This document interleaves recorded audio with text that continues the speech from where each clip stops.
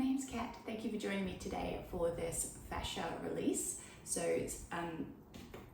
self-myofascial release is where you use a roller or a ball or one of those other little tools that you can use to help release the fascia. So fascia is skin connective tissue around every muscle fiber. It's, if you think of like an orange or a mandarin that has all the little layers of skin around every little segment, that's what it's like in our body. So it's around the muscle as a whole and then individual little muscle fibers as well. And when we're stressed, when we're doing repetitive motions, when we're sedentary and when we're dehydrated, all that sort of thing, that tightens the fascia in our body, and it prevents us from moving freely, and we feel tight and achy and all of that. So this can help release it. It's not a long-term fix, but it's like massage in the sense that you feel amazing afterwards, and then you just have to keep doing it to maintain that feeling of being amazing. It can help relieve tension and pain and that sort of stuff temporarily, and can help blood circulation in the body. Now, there are certain people and medical conditions that it's not recommended to do it, things like pregnancy and like really high blood pressure, arthritis, anything with like high inflammation in the body. I'm not a huge expert on the contradictions of it, so please do your research as to whether or not it's going to be safe for you before doing it. So I'll take you through a few techniques that I like to use. There are loads, but these are my favorite ones. So you start with the calf. You can either just have one leg on it. If that's intense enough as it is, you can just stay there. But if you add the other one on top, it just makes it a little bit more intense. So you start at the bottom and just gently roll from side to side until you feel any pain or discomfort, should I say. So it's definitely going to be uncomfortable. So you've got to manage your own threshold and judge whether it's an okay pain or not to keep pushing through. So once you find a spot, you just gently hold on there and deepen the breath. So when we deepen the breath, we're sending a signal to the brain that it's safe to be here and it's okay to release and to let go. Okay, and then once you've taken a few breaths, then we can release. You can come a little further up the leg and keep going. And the more you do it as well, the more the body gets, I don't know, desensitized is the right word, but it doesn't, your pain threshold maybe increases, and it's not as intense over time because things feel a little bit looser and used to these sensations. Oh, that's a good spot. So obviously you take as long as you like to do this. You can be here for minutes at a time if you like, or you can just do a quick rollout. Obviously, the more time you spend, the more you'll get out of it. Same as a massage. And we'll go over to the other side.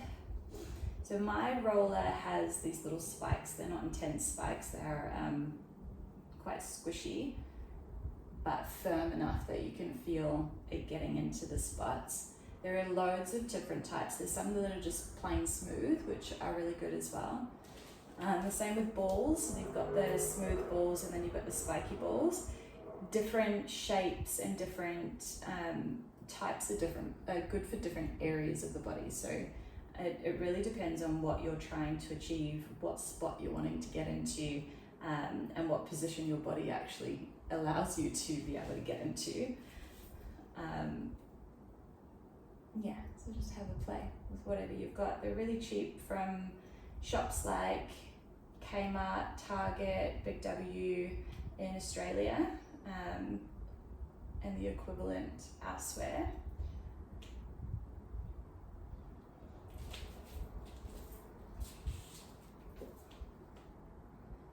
So the calf is always a really good one. Our calf muscles do a lot for us every day, and they can get quite sore without us even really realizing it. Once you start doing this, you're like, oh, there's actually a lot of tender spots in there. You don't want to go right up behind the knee. Okay, so getting to the hamstring is a bit of a tricky area to get to. You kind of have to balance yourself. It can get really tiring in the arms holding yourself up.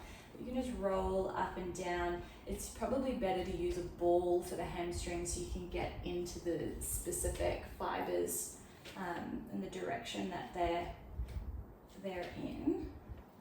But this will suffice if you've got a round one.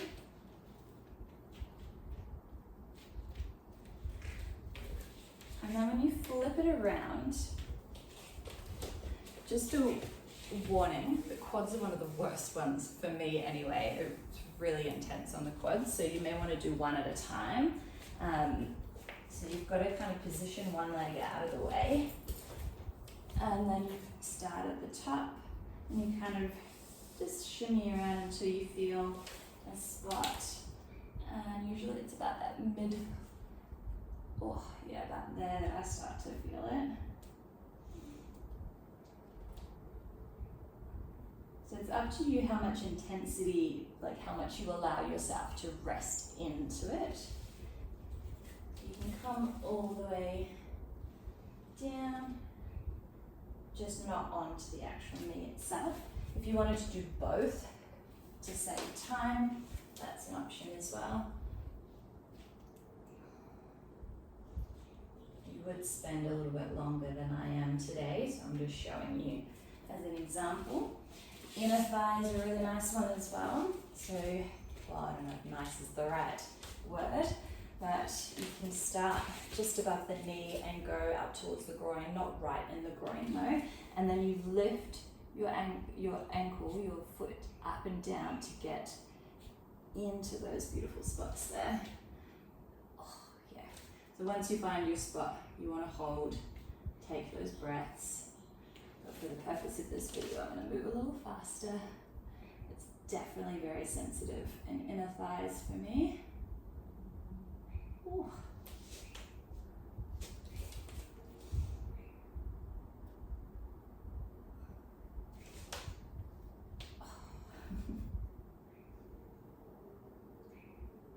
Sometimes you can get when you get a really sensitive nerve spot, you can get referred pain in other areas as well. So just be really mindful of not pushing too hard, especially when you're new to the experience, because your body may freak out a little bit.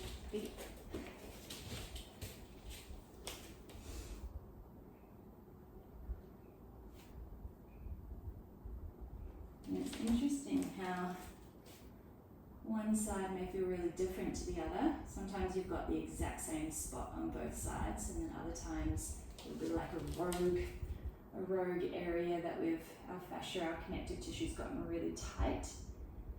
So our body's pretty intelligent. When it does that, it's trying to protect us, and it's trying to support us in the movement patterns that we are in the most. So if we sit down a lot, it tries to tighten and help support us in that seated position, which is not what we want, but it thinks we want that.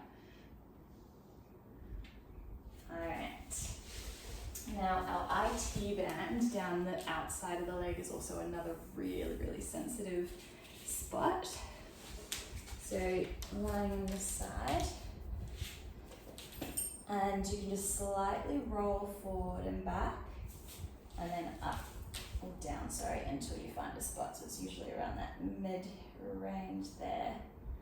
That's a bit sensitive.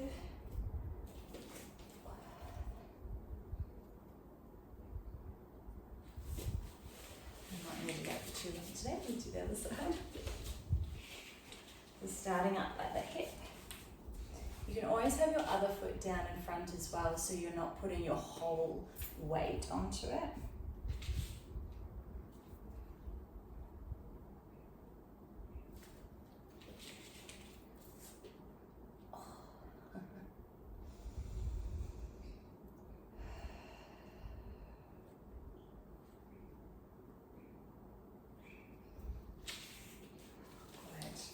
Good. I really love the thoracic spine one. So you bring it along where your shoulder blades are, and then interlace your hands behind, support your head, and just opening up, take a deep inhale here, On your exhale, see if you can go a little deeper. Take an inhale. Exhale. And again.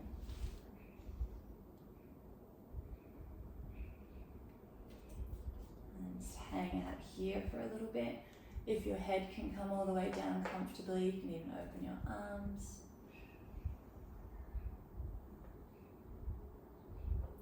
You can also massage it up and down the spine a little bit.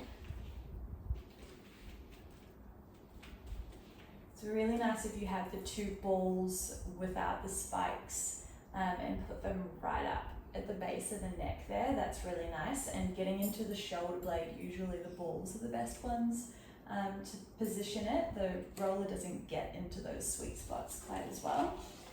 And then there's one other area that I like to do it on, which is your chest here. So you put it on a bit of a diagonal.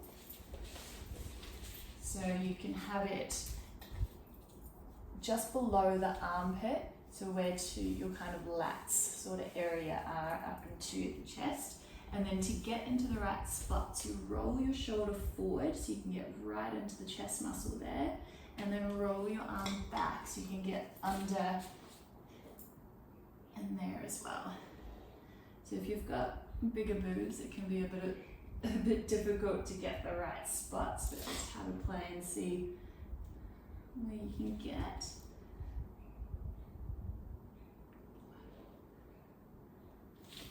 Outside. Obviously you would be holding a lot longer than I am.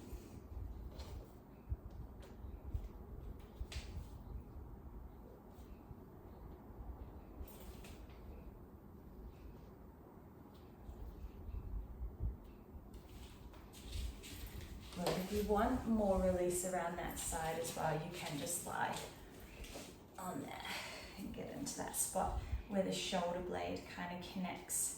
You can roll back, so the bottom of the shoulder blade, and then roll forward just to the side of the boob there, and the ribs. That can be quite tender. Oh, there's a good spot there.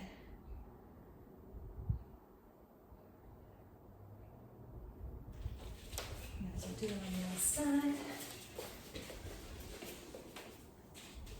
So everything's connected. Our fascia, we have like this web of fascia around the body where you've got a posterior chain one where it can go from the foot all the way up the back of the body, it kind of crisscrosses and then comes up into your tongue.